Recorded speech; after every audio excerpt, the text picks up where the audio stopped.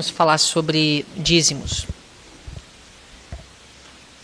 A palavra dízimo, ela simplesmente quer dizer a 10ª parte. É a definição da palavra. Primeira pergunta. Quem nos dá forças para adquirirmos riquezas? Deuteronômio 8:18. Antes te lembrarás do Senhor teu Deus, que Ele é o que te dá força para adquirires riqueza, para confirmar a sua aliança que jurou a teus pais, como se vê neste dia. Então, se nós conseguimos alguma coisa, materialmente falando, é porque Deus nos dá forças. Por causa disso, a pergunta seria: a quem pertencem todas as coisas? E a Bíblia fala em Salmos 50, 11 e 12. Conheço todas as aves dos montes, e minhas são todas as feras do campo. Se eu tivesse fome, não te diria, pois meu é o mundo e toda a sua plenitude. Então, a quem pertencem todas as coisas? A Deus. Ageu 2:8. Minha é a prata e meu é o ouro, diz o Senhor dos Exércitos. A primeira coisa que precisamos definir é que Deus não precisa dos seus dízimos. Deus não precisa das suas ofertas. Tudo que você tem é dele. Ele não pede 10% porque ele não conseguiria fazer o que ele precisa fazer sem aquilo. Existe um motivo mais profundo por trás do princípio de dizimar, que às vezes perdemos de vista. Você dizimar é você fazer um reconhecimento para o mundo e para o universo, de que você está ciente que Deus é o dono de tudo, que você é apenas um mordomo. Então você devolve 10% àquele que deu tudo. A quem pertencem os dízimos? Levítico 27:30. Todos os dízimos do campo, da semente do campo, do fruto das árvores, são do Senhor. São santos ao Senhor. Deus, ele não estabeleceu esse princípio porque ele precisa de algo, mas porque nós precisamos de algo. Isso precisa ficar claro. Nós precisamos de vencer o egoísmo. Nós precisamos vencer a autossuficiência, entre muitas outras coisas. E para isso, Deus estabeleceu um sistema através do qual esse princípio poderia ser observado. Na economia judaica, todos eram ensinados a devolver a Deus 10% de tudo. Porque todos precisavam de vencer o egoísmo e a autossuficiência. Deus podia prover para os seus ministros, os levitas da época, de outra forma, mas ele escolheu esse meio porque era necessário a fim de operar uma mudança no homem. Inclusive as ofertas sacrificais, por exemplo, matar animais, o sacrifício diário, também não era para operar uma mudança em Deus ou beneficiar a Deus. Ele diz que ele não tem prazer na morte de carneiros e cordeiros. Ele não tem prazer no cheiro de oferta queimada. Mas ao oferecer, ao sacrificar um animal, aquilo operaria uma mudança no coração do adorador. A mesma coisa é com o dízimo. O hábito, a prática de dizimar opera no homem uma mudança pela graça de Deus. O egoísmo e a autossuficiência são arrancados. O dízimo é um princípio. E em diferentes épocas e dispensações da Igreja de Deus na Terra, nós temos diferentes meios através do qual esse princípio poderia ser observado. A devolução do dízimo era a prática dos patriarcas antes do estabelecimento do povo judeu como nação? Alguns argumentam, não, mas isso aí era só para os judeus. Será que existia antes dos judeus? Será que foi um ritual dos judeus ou era um princípio que Deus queria que fosse passado de pai para filho através de várias gerações? A Bíblia fala em Hebreus 7, 1 e 2, este Melquisedeque, rei de Salém, sacerdote do Deus Altíssimo, que saiu ao encontro de Abraão quando este regressava da matança dos reis e o abençoou, para quem Abraão separou o dízimo de tudo. Isso foi antes de Moisés, isso foi antes do estabelecimento de Israel e da nação judaica. Abraão tinha o hábito, ou pelo menos aqui a gente vê que ele separou o dízimo a alguém que ele considerava um ministro de Deus. De onde ele aprendeu esse hábito? Provavelmente da mesma fonte da qual aprendeu o hábito de guardar o sábado. A palavra escrita não existia, mas os oráculos sagrados eram transferidos de geração para geração através de pais para filhos. Gênesis 28, 22. De tudo o que me deres, disse Jacó, certamente te darei o dízimo. Também Jacó, que era neto de Abraão, teve o hábito. Pelo menos nesse momento, ele foi impressionado. Será que ele aprendeu esse hábito de alguém? Provavelmente do mesmo que ele aprendeu a guardar o sábado.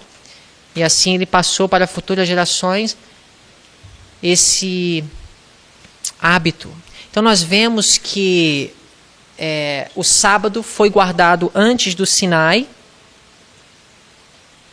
e o dízimo também era devolvido antes que Deus estabelecesse aquela norma na economia judaica. Na dispensação judaica, os dízimos de Israel eram devolvidos a quem? Por que era assim? Então, como que era nos dias de Israel, quando essa prática foi oficializada entre o povo? Para onde eram devolvidos os dízimos? Alguém sabe?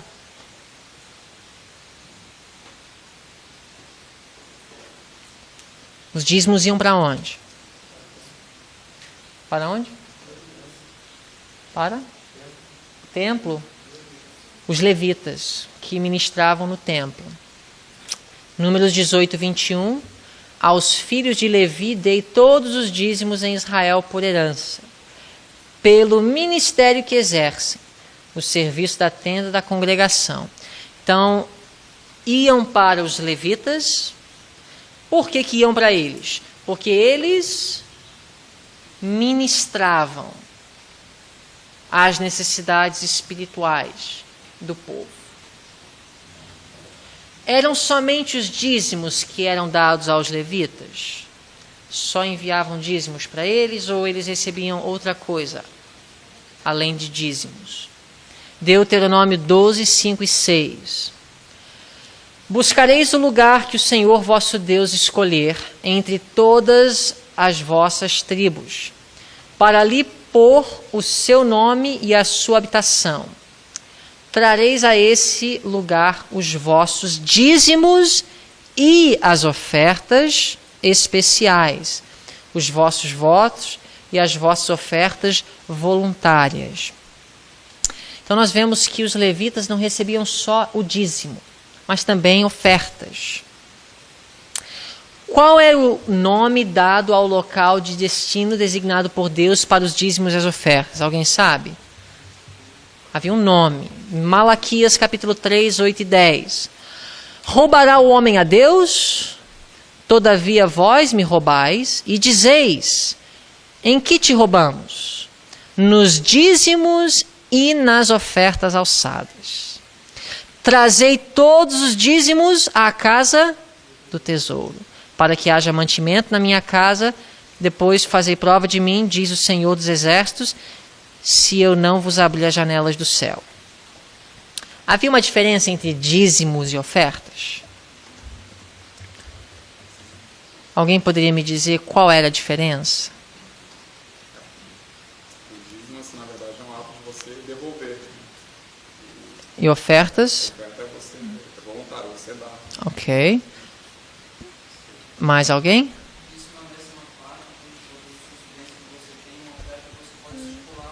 Ok. Parecido com o que o Leonardo falou, o dízimo já tem um valor X estipulado, que é 10%. Oferta era voluntário quanto ao valor.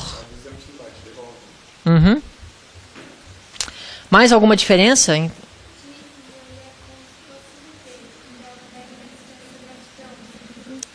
Ok. Dízimo era um dever. Será que ofertar não era um dever? Porque olha só o que diz o texto. Em que te roubamos? Nos dízimos e nas ofertas. Ou seja, apesar de não ter um valor X, porque Deus queria que fosse voluntário, a parte voluntária não era o fazer ou não, mas o quanto. Entendeu? Ou seja, era um dever dizimar e ofertar. A diferença era que o dizimar era um valor específico. O ofertar, Deus não estipulou necessariamente um valor. Alguma outra diferença?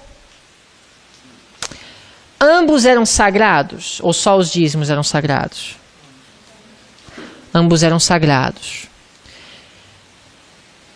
E em termos de uso, havia alguma diferença? Qual era a diferença? Alguém sabe dizer? A gente já viu o uso do dízimo. Era para quê? Os levitas usavam o dízimo para comprar material de construção para fazer o templo? Pelo texto a gente vê que os dízimos serviam para que haja mantimento na casa de Deus. Já as ofertas, suponho eu, que seria para o avanço, né, da causa de Deus em si. Como o Senhor nos falou, comprar materiais para poder expandir, né, o local de ministério e outros fins. O dízimo era aplicado como o salário dos levitas. Os levitas não trabalhavam. Inclusive, eles nem receberam herança em termos de terra. Quando foi distribuída entre as 12 tribos, os levitas não receberam. Eles iriam viver entre todas as tribos. E o papel deles seria viver trabalhando a fim de ministrar as necessidades espirituais. Eles eram os pastores dentro da igreja. Por isso, eles não podiam viver a não ser que aqueles que eram beneficiados por seu ministério os mantivessem. O dízimo, então, era para o avanço da causa também, no sentido que aqueles que iam ministrar iriam ser mantidos.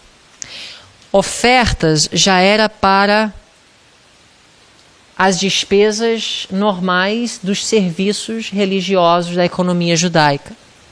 A própria construção do tabernáculo no deserto e o templo depois nos dias de Salomão foi através de ofertas voluntárias. Então, nós temos essas diferenças básicas. Mas e em termos de destino? Havia alguma diferença? Em termos de destino, não aplicação. Ou seja, para onde podem ser enviados? Tudo para o mesmo lugar? Só o dízimo ia para a casa do tesouro, será? Quem administrava a casa do tesouro? Os levitas. E o que nós lemos aqui? Trareis a esse lugar, que na realidade era o lugar onde ficava a casa do tesouro, os vossos dízimos e que mais? As ofertas. O que eu queria frisar é que tanto o dízimo como a oferta ia para o mesmo lugar, a casa do tesouro. A diferença não era o destino, mas era a aplicação uma vez que chegasse naquele destino. Vocês entenderam? Isso, fazendo um levantamento do Antigo Testamento, se vê claramente. Eram administrados pelos levitas, tanto dízimo como oferta. Agora, como que nós vamos transferir o ensinamento do Antigo Testamento para o Novo? Essa é a pergunta que vai talvez ajudar a esclarecer a questão de dízimos e ofertas em nossos dias. Como que nós vamos transferir? Por quê? O princípio é o mesmo, mas as circunstâncias são diferentes. O que seria a casa do tesouro? Quem seriam os levitas? E qual seria o uso? Como é que Paulo transferiu? Nós vamos ver daqui a pouco. Quem administrava a casa do tesouro, no caso, no Antigo Testamento? 1 Crônicas 9, 26 e 26, 20. Mas os 4 porteiros principais, que eram levitas, tinham a seu cargo as câmeras e os tesouros da casa de Deus. Quanto aos levitas, Aías tinha o cargo dos tesouros da casa de Deus e dos tesouros das coisas sagradas. Então, os levitas administravam a casa do tesouro, para onde iam todos os dízimos e as ofertas. Agora nós vamos ver dízimos na dispensação cristã. Inclusive, nós vamos aqui responder um argumento que os evangélicos levantam. Nem todos, poucos, mas alguns não acreditam em dizimar. Ou seja, não veem que isso é um ensinamento para o Novo Testamento. Assim como eles julgam que o sábado era para os judeus, também julgam que o dízimo era para o judeu. Agora, o que nós vamos ver é que Paulo, ele estudou o Antigo Testamento, viu o ensinamento do dízimo e ele transferiu o ensinamento e o princípio para a nova dispensação. Mas quando você transfere o princípio, você não vai transferir necessariamente todos os pormenores. O princípio vem, mas as regras que giravam em torno daquilo não vinha completamente. O princípio é o mesmo, mas a regra muda em todas as gerações. Inclusive na saúde também nós vemos o mesmo. O princípio de conservar o corpo e obedecer às leis de saúde sempre existiu dentro da igreja. Mas as regras sempre mudaram, dependendo da situação atual. Por exemplo, logo depois do pecado, já mudou a regra. Deus deu as verduras. Depois do dilúvio, Deus deu alimentos cárneos limpos. Tanto que nos dias de Cristo, não havia a regra de ser vegetariano, mas o princípio de viver uma vida saudável existia. O próprio Daniel era um reformador de saúde, mas ele não praticava as mesmas regras que hoje nós praticamos. E até mesmo na igreja adventista, nós vemos que Deus ele foi gradual ao aplicar o princípio da saúde, da reforma de saúde, em diferentes gerações dentro da própria igreja. Então, as regras têm mudado em sucessivas gerações, mas o princípio sempre existiu. Vocês entenderam? O princípio de dizimar existiu desde os dias dos patriarcas, mas agora a regra sempre mudou. Por exemplo, nos dias de Abraão não havia uma casa do tesouro como nos dias de Elias, como nos dias de Davi. Vocês entenderam? Mas não quer dizer que o princípio não era observado. Nos dias de Paulo, por sua vez, a regra mudou de novo, mas o princípio foi transferido. Paulo, como profeta de Deus, pegou o princípio do dízimo e ele transferiu para a dispensação cristã, a realidade da igreja primitiva. Vocês entenderam o princípio? Então vamos lá. O que mudou quando o véu do santuário rasgou na morte de Jesus? Hebreus 7, 5 e 12. Olha as palavras de Paulo. E os que dentre os filhos de Levi recebem o sacerdócio têm ordem, segundo o quê? A lei de quem? A lei de Moisés, que na realidade era a lei de Deus. Não a lei moral, mas Deus inspirou Moisés. Então aqui Paulo está se referindo à palavra de Deus, sim ou não? Então Paulo está dizendo, olha, os filhos de Levi, segundo a palavra de Deus, tinham ordem de tomar o quê? O dízimo do povo. Então Paulo reconheceu que era bíblico. A palavra de Deus ensinava isso. Pois, mudando-se o sacerdócio. O que mudou? O sacerdócio. Quando que o sacerdócio mudou? Quando o véu do santuário rasgou. Quando Jesus estava na cruz. Aquilo foi uma demonstração do céu de que o sacerdócio levita havia chegado ao fim, em termos de valor para Deus. Quando Jesus nasceu, Deus ainda tinha consideração pelo sacerdócio levita? Onde que Jesus foi dedicado? Nos braços de quem? De um descendente de Levi, sim ou não? Quando Jesus curou o leproso, ele mandou o leproso ir para onde?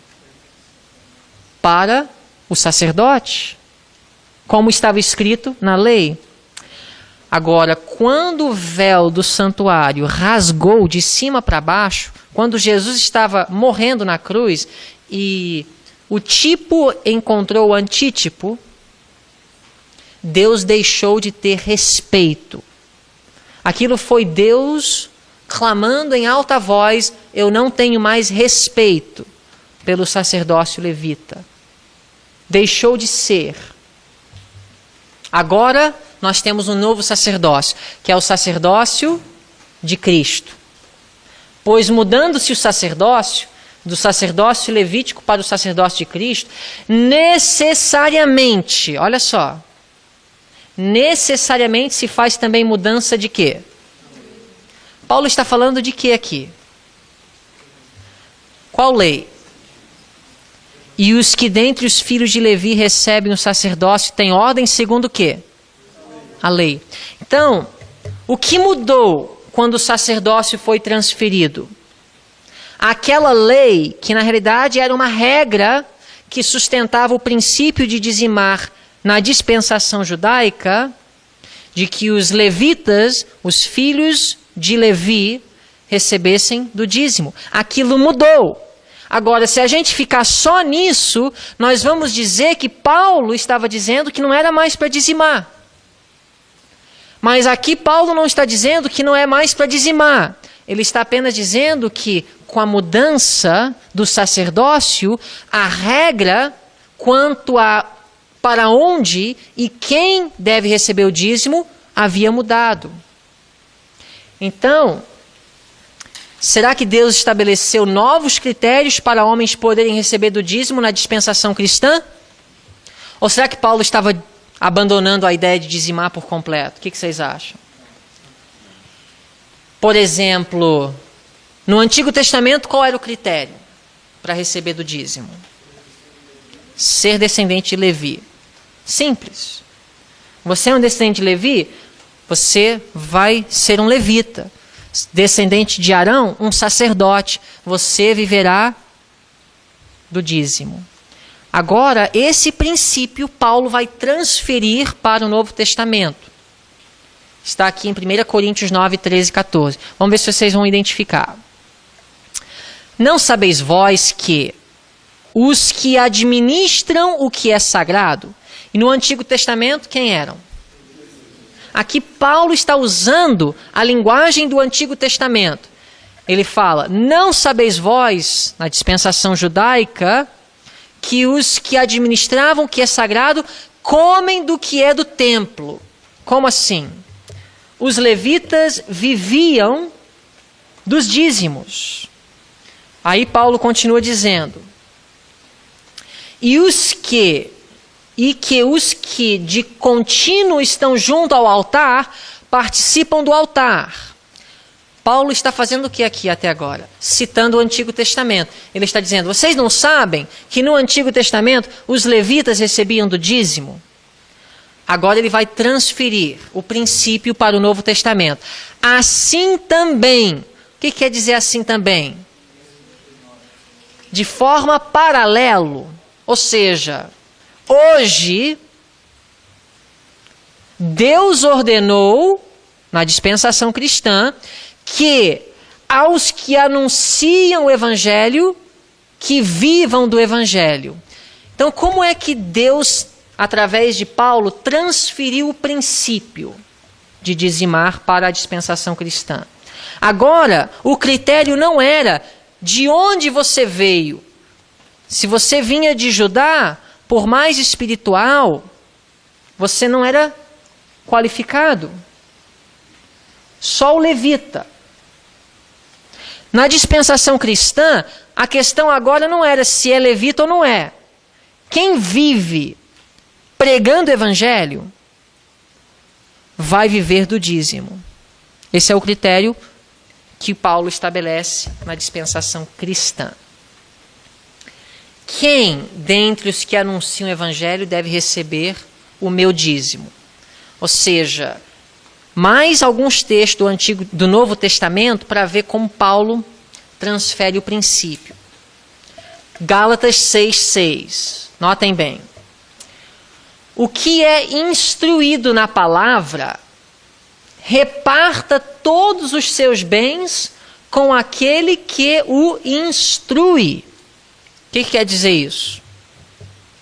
Eu devo dizimar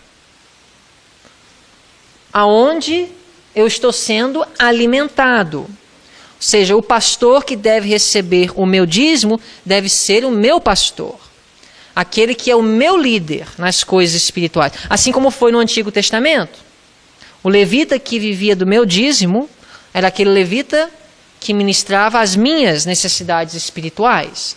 Lucas 10:7, Jesus viu esse princípio: e ficai na mesma casa onde estiveres ministrando, comendo e bebendo do que eles tiverem, pois digno é o obreiro de seu salário. Olha o texto que Jesus cita do Antigo Testamento. Digno é o obreiro de seu salário. Se você está ministrando as necessidades espirituais, você é digno de viver e comer daquele povo.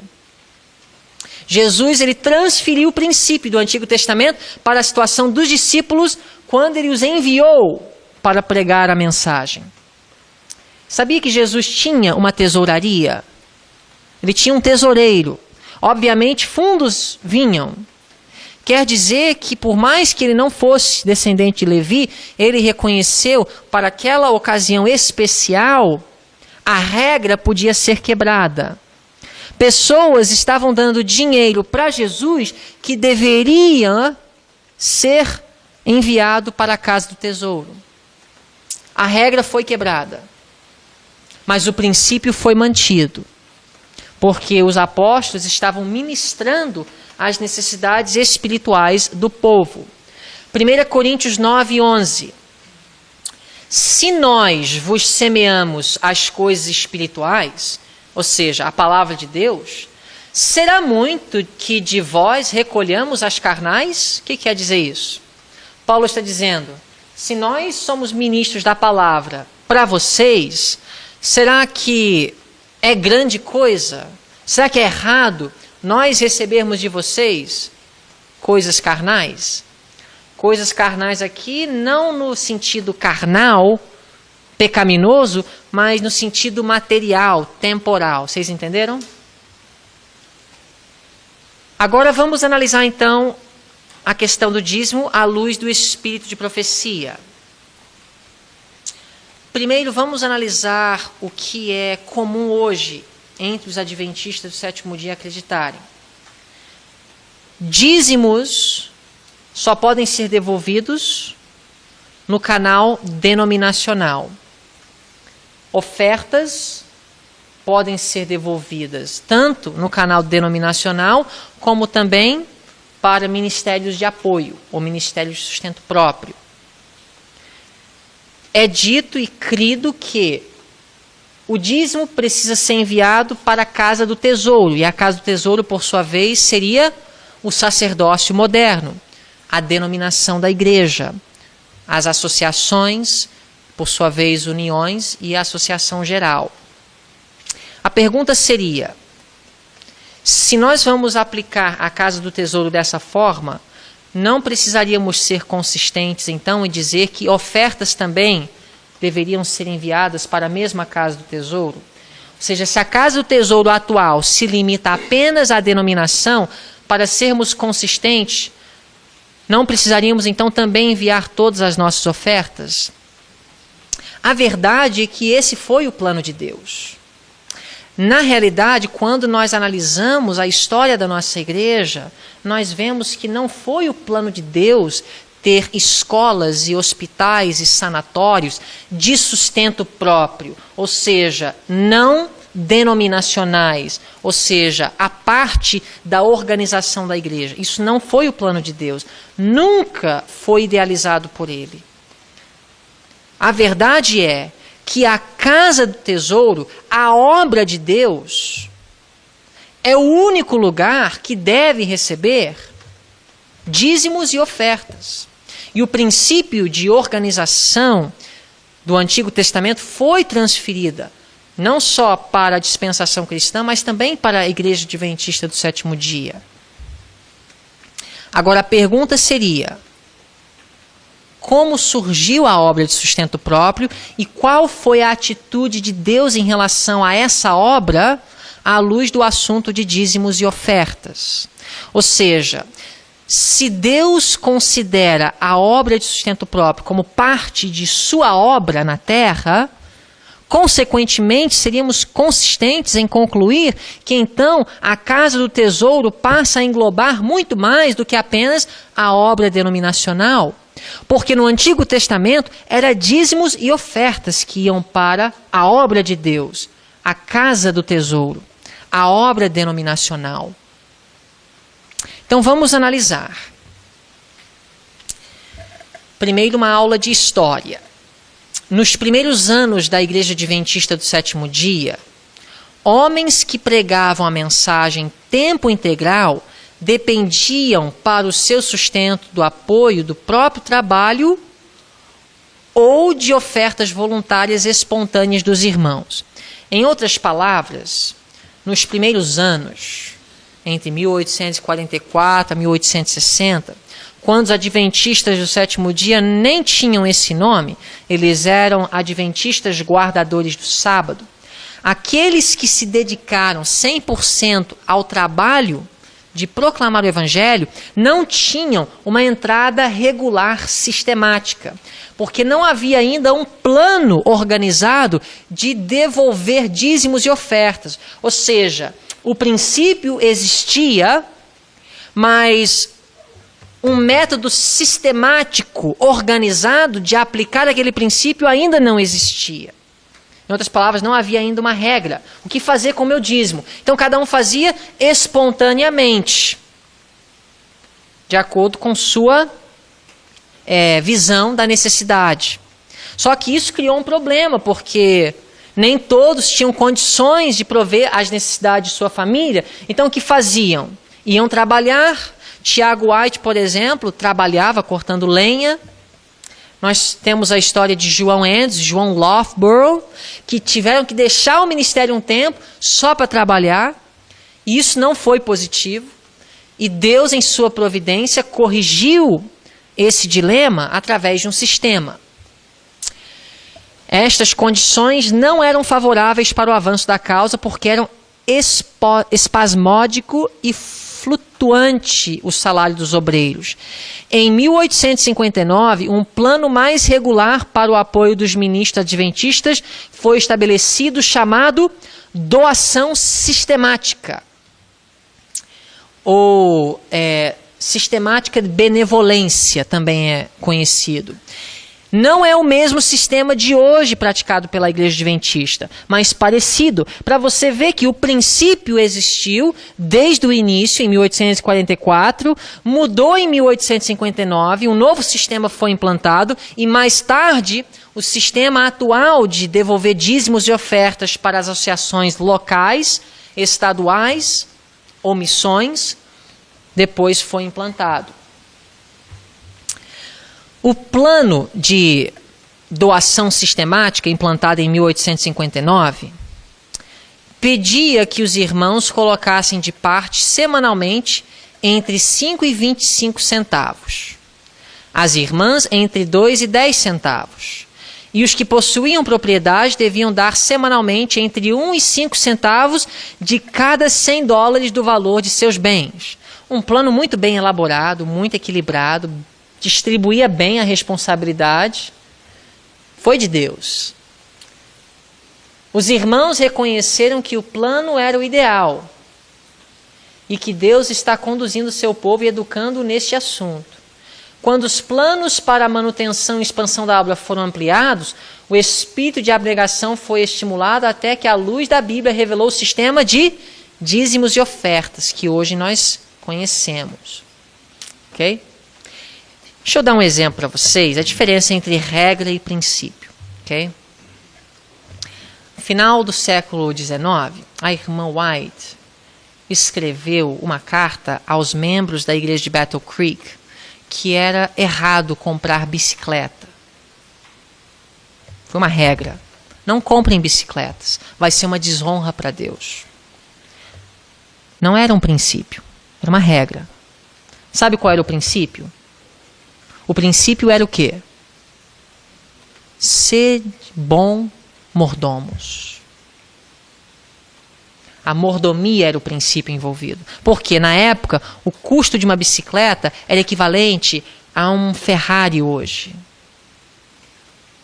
E não seria de acordo com a vontade de Deus, para aquele momento, o povo de Deus entrar naquela febre de querer comprar bicicleta.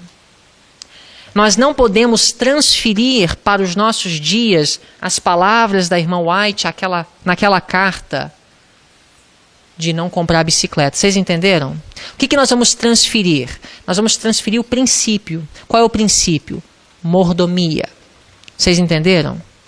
Então, quando nós falamos de dízimos e ofertas, nós temos um princípio. O princípio é abnegação, é reconhecimento que Deus é o dono de tudo. Esse princípio, em diferentes gerações da Igreja de Deus, foi aplicado e transferido de forma diferente, de acordo com as circunstâncias daquela época. Até mesmo dentro da nossa própria igreja, nós vemos isso em funcionamento. Vocês entenderam? Então, nós temos o sistema de doação sistemática, implantado em 1859, e depois o sistema de dízimos e ofertas. Cada membro devolvendo dízimos e ofertas na sua igreja local, da igreja local ia para a associação local, da associação local uma porcentagem para a união, da união uma porcentagem para a associação geral.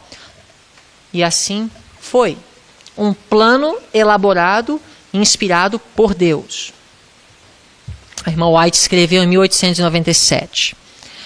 Todos, alegre, liberal e voluntariamente, devem trazer os dízimos e as ofertas à tesouraria do Senhor. Então ela está usando a linguagem do Antigo Testamento, aplicando o princípio para a situação atual da época. Em fazendo isto, receberão uma bênção. Não é seguro reter de Deus a parte que lhe pertence. Ok? Então, era praticado dentro da igreja. Dessa forma, o princípio do dízimo foi transferido do Antigo Testamento e do Novo para a situação da igreja adventista daquela forma. Foi inspirado por Deus. Os pastores das associações, os departamentais, os líderes eram os levitas atuais. Entendeu? Os ministros do povo. Vivendo tempo integral em função do evangelho, receberiam as coisas temporais do povo adventista do sétimo dia. E a organização de missões e associações locais, uniões que abrangiam uma região de estados e depois divisões e associação geral, foi de Deus. Foi inspirado e elaborado por Deus. Conselhos sobre mordomia, página 65. Pede que o reconheçamos como doador de todas as coisas. E, por essa razão, diz, de todas as vossas posses, reserva a 10ª parte para mim, além das dádivas e ofertas, que devem ser trazidas à casa do meu tesouro. Então, o que deveria ser trazido à casa do tesouro? Dízimos e ofertas. É essa a provisão que Deus fez para levar avante a obra do Evangelho. Então, a distinção de dízimos e ofertas, tanto no Antigo Testamento como no Novo, e também na experiência da Igreja Adventista do Sétimo Dia, não era o destino, mas era a forma de usar. Nós vamos ver daqui a pouco para que devemos usar dízimo e para que devemos usar a oferta. Não é tanto o destino, mas sim como aplicá-los, que era diferente. Ambos deveriam ser levados para o tesouro do Senhor. Isso ficou claro aqui. Atos dos Apóstolos 75. Todas as nossas bênçãos são recebidas de sua mão generosa. Em retribuição, ele quer que homens e mulheres demonstrem sua gratidão, devolvendo-lhe uma parte em dízimos e ofertas, em ofertas de ação de graças, em ofertas pelo pecado e ofertas voluntárias. Se o dinheiro entrasse para a tesouraria, que dinheiro? Dízimos e ofertas, de acordo com este plano divinamente recomendado, a 10ª parte do que ganhamos e as ofertas liberais, haveria abundância para o avançamento do trabalho do Senhor. Então, o plano A, dentro da história da Igreja Adventista do Sétimo Dia, foi esse. Cada membro separaria 10% de seu salário e devolveria para a sua igreja local e suas ofertas voluntárias. As ofertas seriam para as despesas de manutenção do próprio templo. Parte das ofertas seriam enviadas para a associação local. Todo o dízimo, a associação local iria pagar os ministros que estavam trabalhando naquele campo e parte daqueles dízimos iriam para a União e a União pagaria os salários dos seus obreiros e parte iria para a Associação Geral para pagar os obreiros da Associação Geral e da divisão que abrangeria aquele campo. O procedimento indicado para a devolução de dízimos e ofertas é através dos canais denominacionais. Deus designou que fosse assim a fim de preservar a ordem entre o povo de Deus e manter favoráveis condições para a expansão das 3 mensagens angélicas no mundo. Esse foi o que Deus estabeleceu para preservar a ordem, cada um em sua igreja, no seu campo, para que os fundos fossem distribuídos de forma equilibrada. E onde houvesse desequilíbrio, os líderes da igreja iriam suprir. Por exemplo, entrou muito nos Estados Unidos, há uma carência na África, vamos então fazer uma distribuição equilibrada para suprir as necessidades dos nossos irmãos. O papel da associação nessa administração dos recursos seria para evitar, por exemplo, a desigualdade, para não ter um templo muito luxuoso em uma parte da cidade e outro caindo aos pedaços, quase sem banheiro, em outra parte da cidade, porque isso era para preservar ordem. Os membros em sua situação não teriam condições de saber quais eram os campos mais necessitados. Então Deus estabeleceu esse sistema e colocou líderes nos muros para administrar a obra de forma geral. E foi dentro do plano de Deus que as coisas fossem assim. Agora, o que acontece? Nós temos casos especiais e estão registrados nos escritos da irmã White, onde pessoas foram impulsionadas, motivadas por diferentes razões, em diferentes ocasiões, de enviar os seus dízimos para campos diferentes, não denominacionais, que precisavam de auxílio. E estavam recebendo auxílio de obreiros que não estavam diretamente vinculados à denominação, à organização da igreja. Por exemplo, 1902, a irmã White escreve: tenho $75 do irmão fulano, dinheiro de dízimo, e achamos que seria melhor enviá-lo ao campo do sul para ajudar os ministros negros. Quero que seja especialmente aplicado aos ministros negros para ajudá-los com seus salários. É importante conhecer o contexto. O sul dos Estados Unidos, na época, era como se fosse outro país para a Igreja Adventista do Sétimo Dia. Ela não o penetrou, porque havia um problema social, político, depois da Guerra Civil, e há todo um contexto. Mas, para resumir, a igreja, ou seja, a obra organizada, a denominação, os ministros da organização não penetraram o campo. O filho da irmã White teve iniciativa, o Edson White, de fundar um ministério de sustento próprio.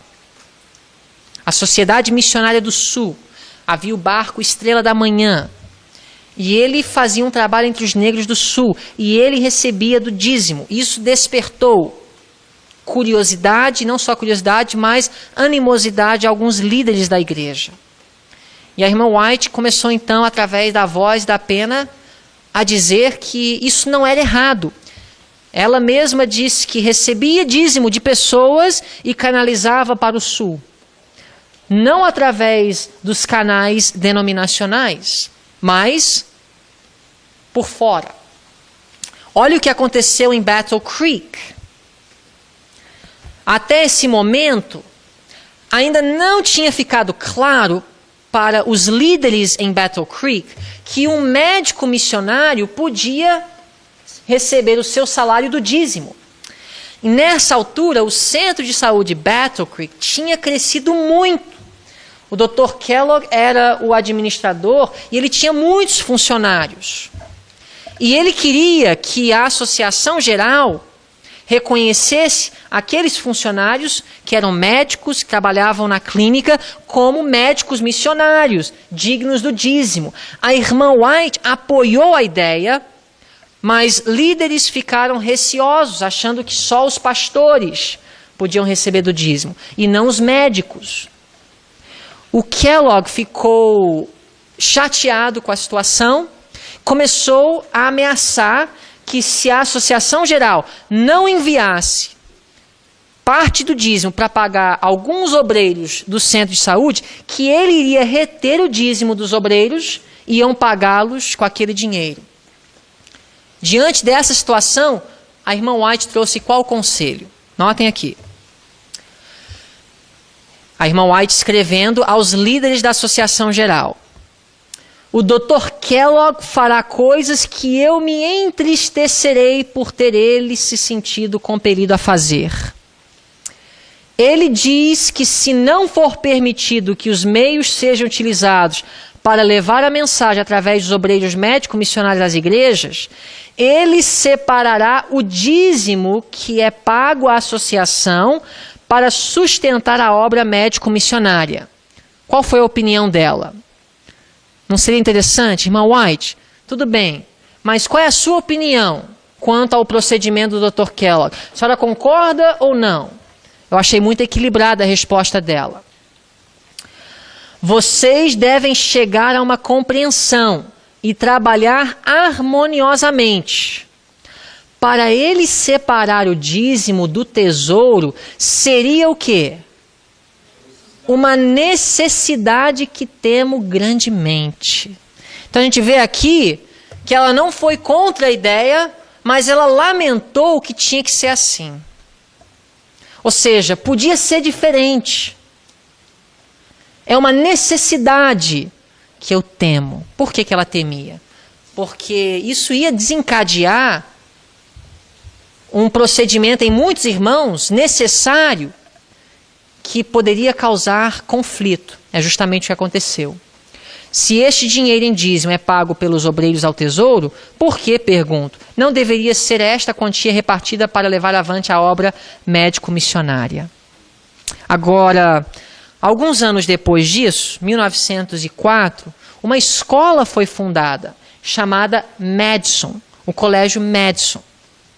Essa escola foi fundada por Sutherland e McGann, 2 ex-obreiros do Colégio Battle Creek. O Eduardo Sutherland era o presidente e o Percy McGann era o reitor acadêmico. Por motivos de não conseguirem encontrar harmonia quanto à filosofia da educação que Deus queria para o colégio, eles tiveram que se retirar, foram para o sul, e a irmã White os aconselhou a estabelecer uma escola não vinculada à organização, não vinculada à União Sul dos Estados Unidos. Em 1911, nós vamos chegar lá em Madison daqui a pouco. Outra ocasião. Isso aqui não necessariamente relacionado ao Madison. A irmã White escreveu uma pessoa. Você me perguntou se eu aceitaria o seu dízimo e usaria na causa de Deus onde fosse mais necessário. Em resposta, eu diria que não recusaria fazê-lo, mas ao mesmo tempo lhe diria que há um caminho melhor. É melhor confiar nos ministros da associação onde vive e nos líderes da igreja onde você adora. Então nós vemos aqui o equilíbrio. A irmã White não estava estimulando os irmãos a protestarem, dizerem, já que nós não estamos satisfeitos com vocês, vamos parar de enviar os nossos dízimos. O ideal, ela está dizendo, envie uma carta de reclamação, protesta com aquilo que está errado, mas não deixem de devolver o seu dízimo. Mas de qualquer forma, se vier a mim, eu canalizarei da melhor forma. Aproxime-se de seus irmãos.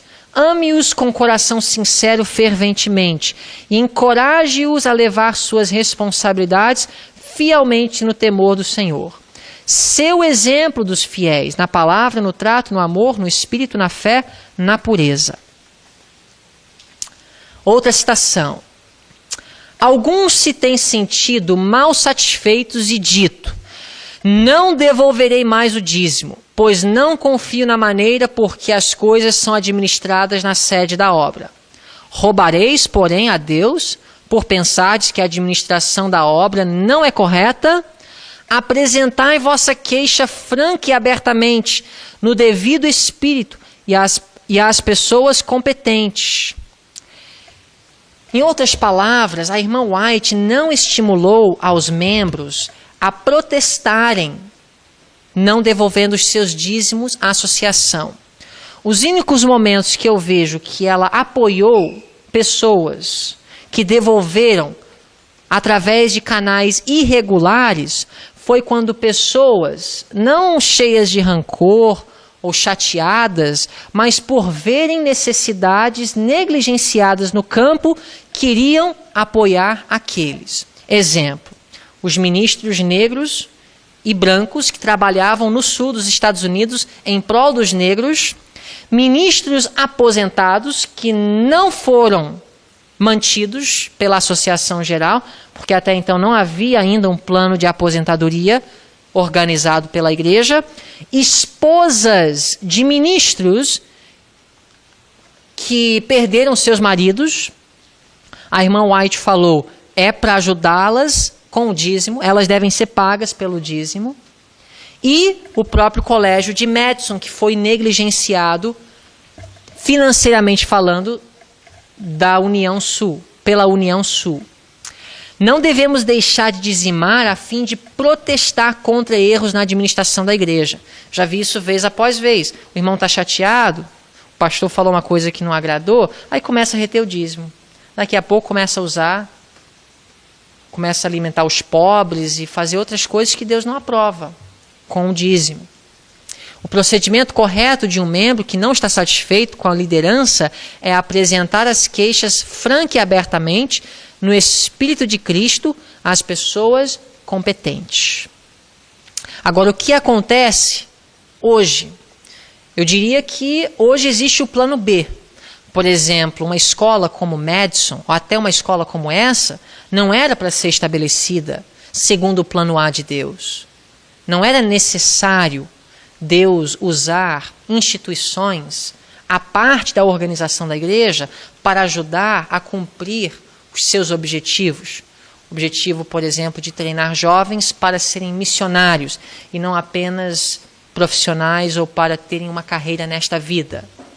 Então, no plano B, nós vemos, por exemplo, o caso de Sutherland e McGann, os dois fundadores da primeira escola de sustento próprio no seio da Igreja Adventista. A irmã White escreveu acerca deles.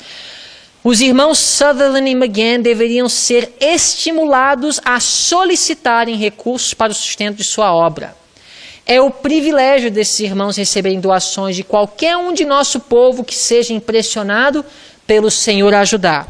Por que ela teve que escrever isso? Porque logo que foi fundada a escola, os líderes da União Sul e da Associação Geral começaram a dizer que todo recurso tinha que ir pela Casa do Tesouro.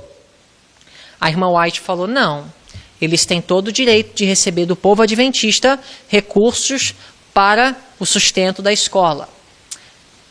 Permita Deus que as vozes que se têm levantado tão rapidamente em dizer que todo o dinheiro investido na obra deva passar através do canal designado em Battle Creek não sejam ouvidas. O povo a quem Deus tem dado os seus recursos é responsável somente a Ele. É privilégio deles dar ajuda direta às missões.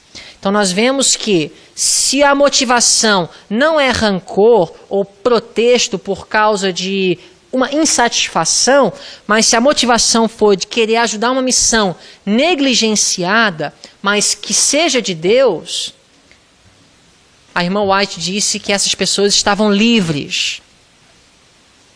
Essa carta foi escrita para o presidente da Associação do Colorado, no início do século XX. Ele começou a pressionar irmãos que estavam devolvendo dízimos para obras irregulares. Meu irmão, o nome dele é o pastor Watson, desejo lhe dizer, seja cuidadoso em sua forma de proceder. Você não está procedendo sabiamente. Quanto menos você tiver que falar acerca do dízimo que tem sido destinado ao campo mais necessitado e desanimador do mundo, mais sensato será. Tem-me sido apresentado que meu dízimo deveria ser destinado por mim mesma para auxiliar os ministros brancos e negros que foram negligenciados e que não receberam o suficiente para sustentarem suas famílias de forma adequada. Quando minha atenção foi chamada aos ministros de idade, brancos ou negros, foi meu especial dever investigar suas necessidades e provê-las. Esta deveria ser minha obra especial e fiz isso uma série de vezes. Nenhum homem deveria atribuir má fama ao fato de que, em casos especiais, o dízimo seja usado desta maneira. Quanto à obra pelos negros no Sul, aquele campo tem sido e ainda está sendo roubado dos meios que deveriam chegar aos seus obreiros. Se houvesse casos nos quais nossas irmãs destinaram seu dízimo à ajuda dos ministros trabalhando pelos negros no Sul, que todo homem, se for sábio, fique quieto. Eu mesma tenho destinado meu dízimo às causas mais necessitadas que têm-me sido apresentadas. Tenho sido instruída a fazer isso, e sendo que o dinheiro não é retido do tesouro do Senhor, não é uma questão que deva ser comentada, pois será necessário eu tornar públicas estas questões, o que não desejo fazer, porque não é o melhor. Há alguns casos que têm estado diante de mim por anos e tenho suprido suas necessidades através do dízimo, como Deus tem me instruído a fazer. E se alguém disser a mim, irmã White, você poderia destinar meu dízimo para onde saiba ser mais necessário? Eu diria sim, posso, e tenho procedido assim. Eu elogio aquelas irmãs que têm aplicado o seu dízimo onde é mais necessário para ajudar a fazer uma obra que tem sido deixada de lado.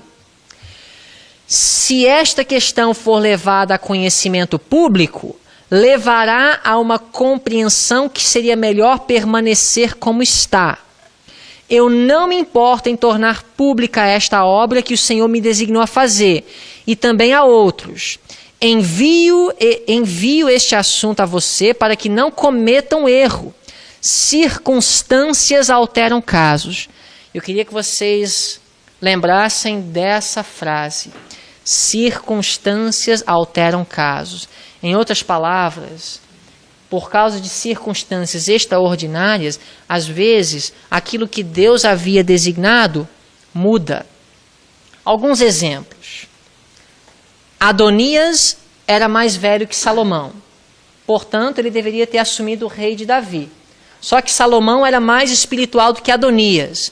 Então, Salomão foi colocado como rei. Circunstâncias alteram casos. Um jovem com menos de 25 anos não deveria assumir o ministério. Samuel, como criança, foi colocada para o ministério do templo. Por quê?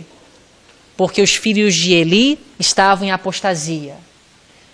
Samuel acabou substituindo Eli como sumo sacerdote, algo que ele não podia fazer segundo a ordem do sacerdócio, que era para os descendentes de Arão. Mas o que acontece? Circunstâncias alteram casos. Gideão, ele era levita? Quem podia sacrificar? Só os levitas. Gideão sacrificou com a permissão de Deus? Circunstâncias alteram casos. Precisamos fazer uma diferença entre princípio e regra. Vocês acham que é correto trocar pneu no sábado?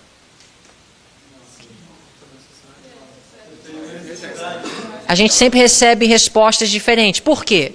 A regra é para não fazer. Mas você está indo para a igreja, o pneu fura, você vai guardar o sábado trancado no carro até o pôr do sol? Isso é guardar o sábado?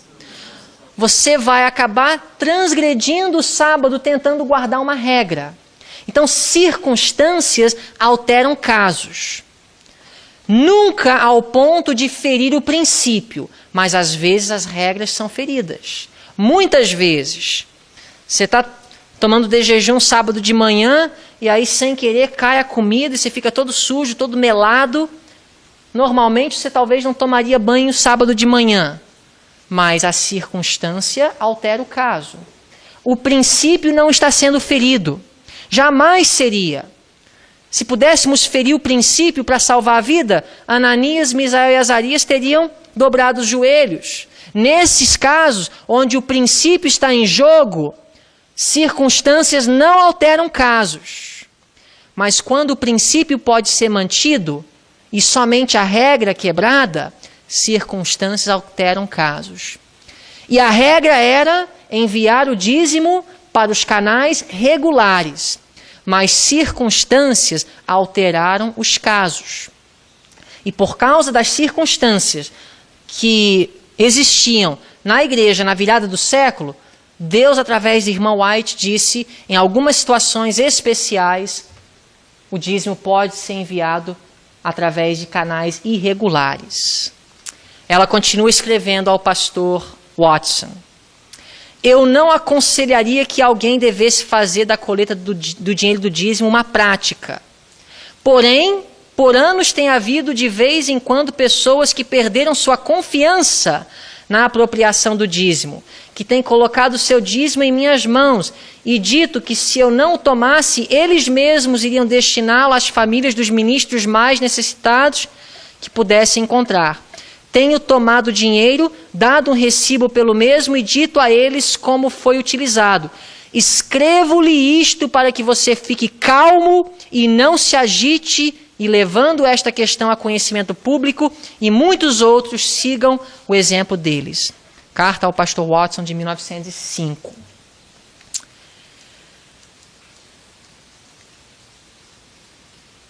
tempo vai nos forçar a correr.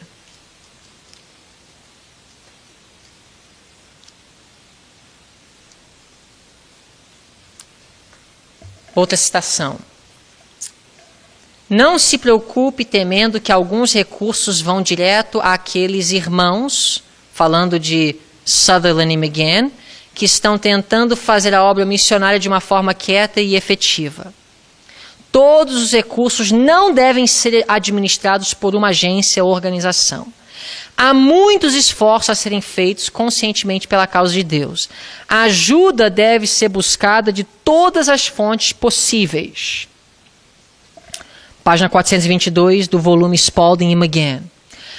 Àqueles em nossas associações que consideram ter autoridade para proibir a coleta de recursos em certos territórios, eu digo agora, esta questão me tem sido apresentada seguidas vezes. Eu agora dou meu testemunho no nome do Senhor, para aqueles aos quais ele concerne. Onde quer que estejais, suspendei vossas proibições. Para quais tipos de despesas não seria apropriado usar do dízimo? Eu vou deixar para vocês, na biblioteca, quem tem pendrive ou quem quiser acessar, esse PowerPoint. Não vou ter tempo de ler as citações, mas eu tenho várias citações que mostram o que pode ser e não pode ser usado o dízimo para fazer. Não é o destino. Se uma instituição de sustento próprio não pode receber do dízimo, ela também não deve receber da oferta. Não existe diferença em termos de destino, a diferença em termos do uso. O dízimo é para manutenção de obreiros que trabalham em salvação de almas, ofertas para outros fins. Vou deixar disponível para vocês depois procurarem. Para quais tipos de despesas seria apropriado usar do dízimo? Aí tem várias. Não é só pagar o salário de pastores. Literatura gratuita, médicos missionários, professores de Bíblia, etc. Vocês podem procurar depois os textos. Inclusive, viúvas de ministros não devem ser esquecidas. Por mais que elas não estejam trabalhando, se elas são viúvas de ministros, elas podem receber do dízimo. E a última pergunta, é a pergunta que todos fazem. Deve haver submissão nesse ponto às exigências da associação para obter paz?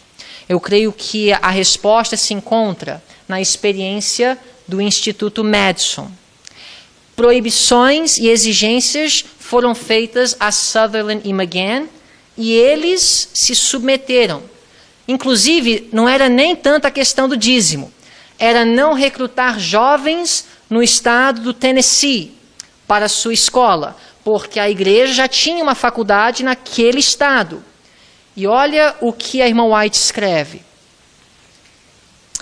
Essa aqui é a mesa administrativa de Madison. Inclusive, a irmã White fez parte da mesa. Esse aqui é o Sutherland, perdão. Esse aqui é o Sutherland, esse aqui é o Stephen Haskell, um dos pioneiros. O Sutherland foi o presidente fundador juntamente com McGann. Agora, a irmã White escreveu assim, quanto às exigências da associação, da União Sul, perdão. Eu diria aos irmãos na parte do Sul, não coloquem restrições sobre a escola de Madison a fim de limitar seu trabalho no campo de sua operação. Se os irmãos Sutherland e McGann prometeram a não chamarem alunos para sua escola dos estados do Sul, eles devem ficar livres de tais restrições. Tal promessa nunca deveria ter sido solicitada nem concedida. O que eu entendo e o que eu extraio dessa citação é que nós devemos, sim, fazer tudo para ter paz com todos. Mas quando um assunto que está claramente revelado na palavra de Deus está em jogo, não deve haver uma submissão cega apenas para comprar paz. Se nós desenvolvermos o hábito hoje de comprar paz através de uma negligência do estudo da palavra de Deus, nós estamos nos preparando para receber o sinal da besta, na minha visão. Nós podemos comprar paz de muitas formas em assuntos onde a palavra de Deus não é explícita. Mas em assuntos onde nós temos claros, assim diz o Senhor, nós devemos colocar a palavra de Deus acima da autoridade humana. Eu gostaria de estimular vocês a depois pegarem o PowerPoint e estudarem com mais cuidado, porque nós corremos muito. E eu não tive tempo de ler tudo e nem explicar como eu queria explicar tudo. Mas o nosso tempo esgotou. Eu queria já orar com vocês para concluirmos a aula.